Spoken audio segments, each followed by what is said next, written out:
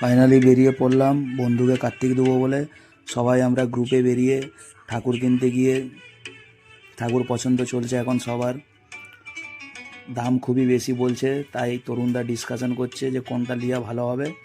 সবারই পছন্দ হয়েছে একটি, যেটা আমরা সবাই ডিসিশন নিয়ে এখন সিলেক্ট করব। তার সাথে তরুণদা দাম দর নিয়ে একটু ঝামেলা করছে দাদার সাথে, বলছে যে একটু কমাতে, দাদা বলছে কম হবে না। তাই তরুণদা রেগে গেছে এবং তার সাথে সাথে দাদা বুঝতে পেরেছে যে না, বেশি বলা যাবে না দাম, তাই কম দাম করে একটি আমাদের চয়েস হয়ে গেল, যেটা আমরা ফাইনাল করলাম। তরুণদাকে বুঝালাম যে দাম দরের কিছু নেই, একটা নিয়ে নিলেই হবে। দাদারও ব্যবসা, সবাইকে নিয়ে চলতে হবে। গেছে আমাদের মানে কার্তিক ঠাকুর নেওয়া হয়ে গেছে।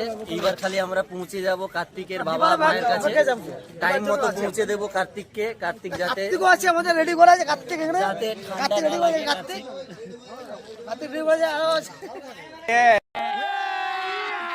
अभी मजा आएगा ना भिड़ो।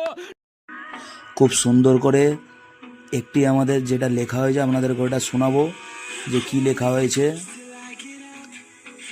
বলো দাদা বলো। কার্তিকের উড়ো চিঠি। শীতের সকালে দরজা খুলে দেখো মা তোর কার্তিক এসেছে। ঠান্ডায় আমি কাঁপছি মা, ঘরে তুলে নে।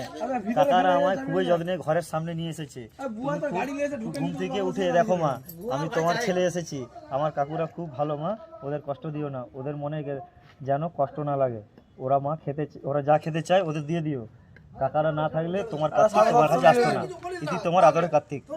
और अभी तो रुको, क्लाइमैक्स अभी बाकी है।